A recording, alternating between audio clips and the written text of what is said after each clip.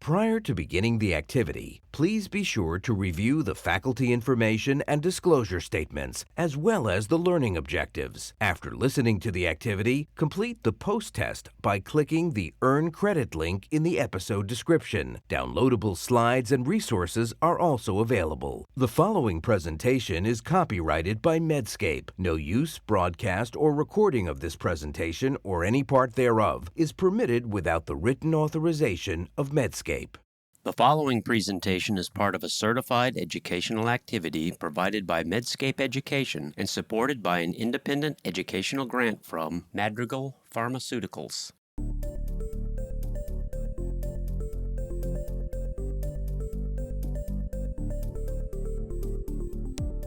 Hiding in plain sight, MASH continues to drive preventable deaths and increase cirrhosis and cancer rates across the globe, despite being both detectable and treatable. Known as a silent disease because it has few or no symptoms, behind every case is a personal story and a chance to change future outcomes. Welcome to the second episode of Medscape's in-depth series, Breaking the Silence, Tackling Liver Fibrosis in MASH. I'm your host, Sharon Thomas. Today we're in London to meet Dr. William Alazawi, Director of Research at the Blizzard Institute, Professor at Queen Mary, University of London, and Clinical Director at the Royal London Hospital. If you're just joining us for this docu-series, in our first episode we travelled to Berlin, where the renowned professor, clinician, researcher and EASL guideline chair, Dr. Frank Tucker, guided us through risk assessment and fibrosis staging in MASH using new non-invasive tools. If you haven't seen it yet, it's well worth watching. But before you check out that episode, let's hear Dr. Alazawi's story of helping patients avoid the spiral from MASLD to MASH to cirrhosis, and how evolving standards of care are paving the way for early intervention. Let's go and find him, shall we? Professor Alazawi, we're delighted to be here. Thanks so much for hosting us. Oh no, the pleasure's all mine. Can you introduce your clinic first of all and tell us a bit about the populations you serve? Yes, absolutely. So we're a large central London teaching hospital. In the liver service, we have a multidisciplinary clinic providing both secondary and tertiary hepatology care. We receive referrals from a broad range of patients, from those who have simple liver abnormalities to those with advanced cirrhosis. And you were an author on the recently published People First Liver Charter. Tell us a little bit more about this initiative. Yeah, so the charter was aimed at reducing stigma and discrimination that's faced by individuals who are living with liver conditions. The charter challenges us to place the individual, people first, rather than their diagnosis, and to put them at the centre of care. The term metabolic dysfunction associated steatohepatitis, MASH, itself reflects this shift, and it replaces older labels like fatty liver or non-alcoholic steatohepatitis. It's such a pivotal step towards removing barriers. Stigma related to weight and lifestyle and metabolic health can so often deter engagement and really delay diagnosis. So, adopting this charter, let's consider a hypothetical patient. I'll set it up and you tell me what stands out for you. All right, let's give it a go. Okay. So let's say your patient is 54 and female, quick-witted and social, loves to sing and perform in her local choir. She's postmenopausal, overweight but not obese, with pre-diabetes, hyperlipidemia, hypertension, hepatic steatosis and mildly elevated liver enzymes. There's no family history of liver disease though, so what are your first thoughts? Yeah, so we're seeing people like this more often. Patients who don't necessarily have obesity or diabetes yet, but they're close and they still carry a significant risk for fibrosis. The European Association for the Study of the Liver, EASL, the guidelines from that society recommend that we look for fibrosis if individuals have got type 2 diabetes, abdominal obesity plus one or more metabolic risk factors, or if they've got evidence of abnormal liver tests or imaging indicative of steatosis. So let's look at our patient's profile. You told me that she has hepatic steatosis, so people with hepatic steatosis should be screened for fibrosis. For me, though, it's her combination of metabolic traits that really puts her at greatest risk. We don't know the details of the anthropometry, height, weight, waist circumference, but you've told me that she's in the overweight category. You've also told me that she has pre-diabetes, hypertension, dyslipidemia. These are all metabolic factors. She also has elevated liver enzymes, and now you've mentioned her age, her postmenopausal status. All of these things add to her risk profile. And the more risk factors we accumulate, the higher the cumulative risk of fibrosis. So the more vigilant we need to be about detecting and intervening in a timely manner. The EASL guidelines recommend a stepwise approach to screening for fibrosis, starting with non-invasive testing or NITs. A FIB4 calculation is the recommended first screen using age, AST, ALT and platelets. If the FIB4 is less than 1.3, the patient can be safely rescreened in 1 to 3 years. If their FIB4 is greater than 1.3, they should have further non-invasive tests, most likely vibration-controlled transient elastography or VCTE. A FIB4 score of 1.8 was calculated for our patient by her GP. The score placed her in the indeterminate risk category and meant she would need a second-tier non-invasive test, which in many settings could mean she needs referral to secondary care. Take a moment to reflect.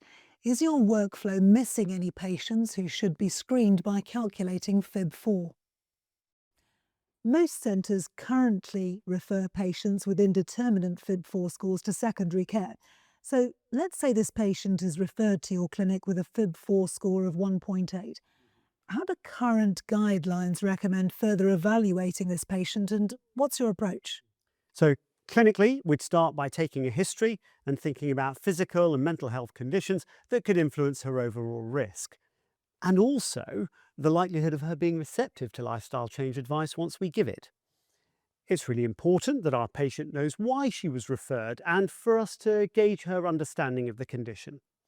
In our one-stop clinic, all patients will have had a liver etiology screen before they come to us, but if that hadn't been done, then we'd do it at this point, and most of our patients will go on to have an abdominal ultrasound if they haven't had it already. Now, you told me that our patient already has had a FIB4 score that's elevated, so we'd be performing second-line testing, typically a VCTE, vibration-controlled transient elastography, to measure liver stiffness and help us clarify her risk of fibrosis. Other centres at this point might use the Enhanced Liver Fibrosis or ELF test instead. So if the VCTE measures below 8 kilopascals, generally we're reassured, and everything else being equal, we would focus on supporting the patient's lifestyle changes, her cardiovascular risk profile, and then providing all that feedback back to the referring GP. But if the VCT is elevated, then we'd start to consider further tests to establish the stage of liver disease, and that might end up with us thinking of a biopsy. But before that, if the overall picture is unclear or if the test results are discordant, then I might add in an ELF test to help me. So ELF is a serum biomarker test that measures 3 proteins that are involved in scar formation and turnover. It's got a good negative predictive value and can rule out advanced disease, and it can also help us understand the patient's risk of having significant fibrosis. So what is significant fibrosis? So we know that moderate and advanced fibrosis are predictors of advanced liver disease outcomes. So significant fibrosis as a term really means patients with F2, that's stage 2 fibrosis based on histology, or moderate fibrosis and above. Why is it important to seek out F2, F3 fibrosis rather than focus on cirrhosis? Cirrhosis is associated with bad liver outcomes. Progression to cirrhosis isn't inevitable. And although cirrhosis is reversible, it is harder to reverse once established.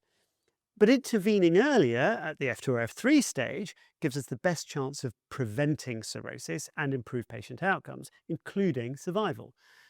So let's go back to our patient. If a patient like ours has a VCTE of, for example, 9.5, or turns out to have F2 fibrosis on biopsy, we know she's already at increased risk for progression to cirrhosis.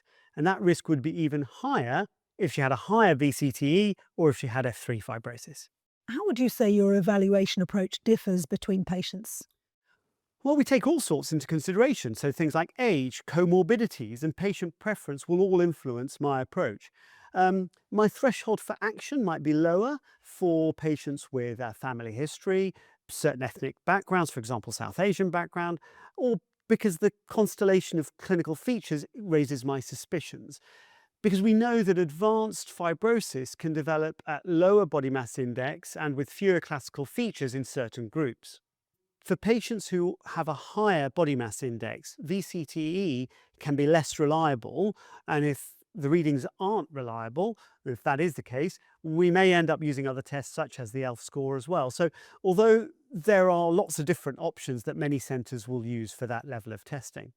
An example is in our unit, we now have access to MR elastography.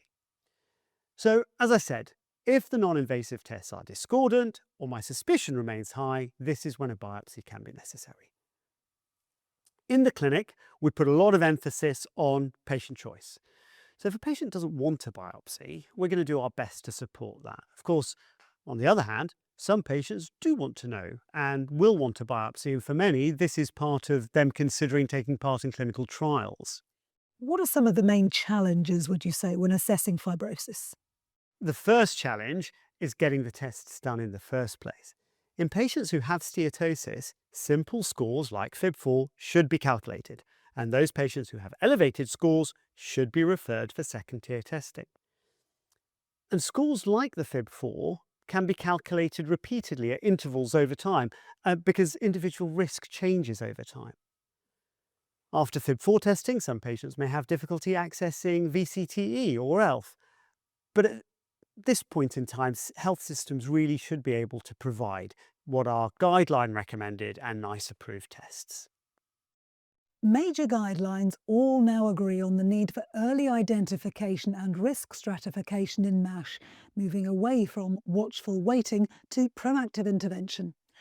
Fibrosis staging is the strongest predictor of negative outcomes, and every missed opportunity to detect F2 or F3 fibrosis is a lost chance to prevent cirrhosis, liver cancer, and even death, especially now with the approval of the first liver-directed treatment for MASH, resmetirom.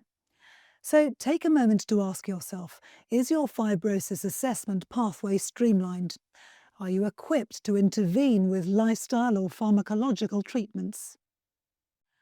Let's talk management. What's your primary goal when treating F2 or F3 fibrosis in MASH, and how do you individualize therapy?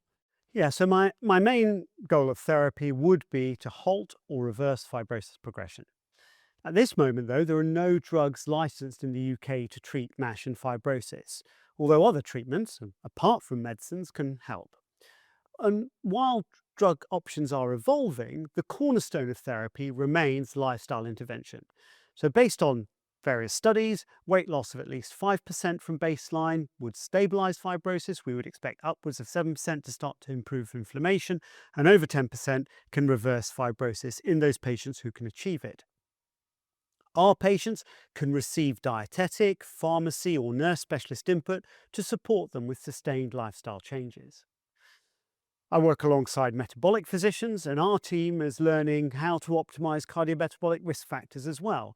We work quite hard to remind our colleagues in different specialties that, for example, statin use in MASLD patients is safe and effective. And for all patients, I'd advise moderating alcohol consumption and regularly reassessing for other liver insults. You say there are no medicines approved for MASH in the UK. What's the status in the rest of Europe? Yeah, so in 2025, resmetirom received approval in Europe for patients with non-cirrhotic MASH and moderate to advanced, that's F2, F3, significant, fibrosis. Resmetirom is a thyroid hormone receptor beta agonist. It's the first approved liver-directed therapy for MASH that has been shown to halt and in some cases reverse fibrosis. Can you tell us a bit about the practical applications of clinical trial data with resmetirom? Certainly. In the ongoing Maestro-NASH trial, resmetirom significantly increased rates of MASH resolution without worsening fibrosis by 25 to 30% compared to 10% with placebo.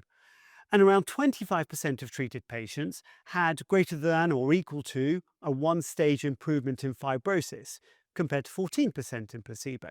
And this happened alongside reduction in liver fat content and in LDL cholesterol. Safety was reasonable with primarily mild gastrointestinal adverse events. And am I right in thinking that consensus statements are now starting to emerge? We have the EASL and the AASLD guidelines, of course, but my understanding is that you're doing similar work here in the UK, as are your colleagues in Germany.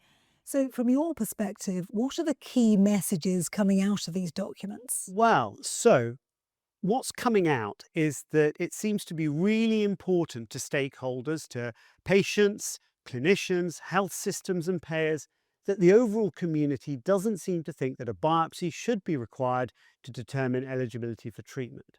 So, biopsy can be necessary, but it is invasive, it's expensive, and so removing it as a requirement for diagnosis allows precious healthcare resources to be better deployed and also for clinical care pathways to be streamlined. I see. And are there other treatments currently in development or under investigation? Well, yes. So in the United States, semaglutide is also licensed for non-cirrhotic MASH and stage 2 F3 fibrosis. The phase 3 ESSENCE trial showed that semaglutide was associated with MASH resolution without worsening of fibrosis in a significantly higher proportion of patients than placebo, with a delta nearing 30% at 72 weeks.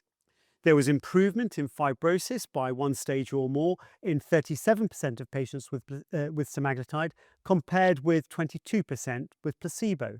Again, safety profile was good, and the main side effects were short-lived and gastrointestinal related, so primarily nausea and vomiting. Professor Alazawi, it's been such a pleasure speaking with you today. Are there any further points that you'd really like to highlight for our audience before we go?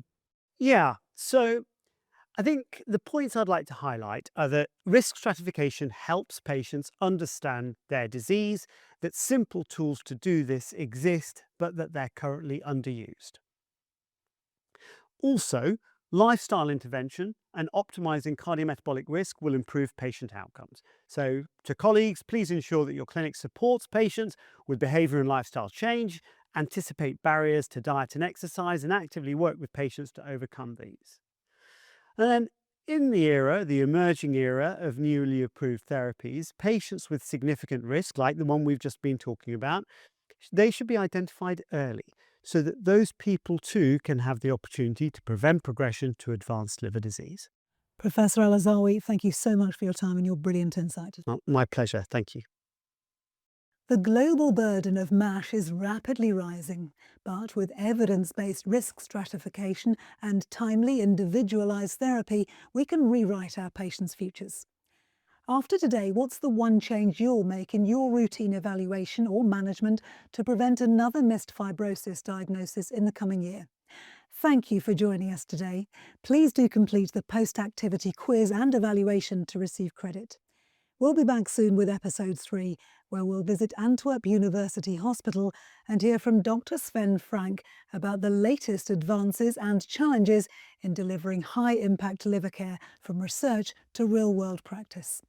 In the meantime, let's keep pushing to break down barriers and champion early action, because every step towards breaking the silence means a better future for patients with MASH. And if you missed the first episode with Dr. Frank Tucker, please do go back and catch up.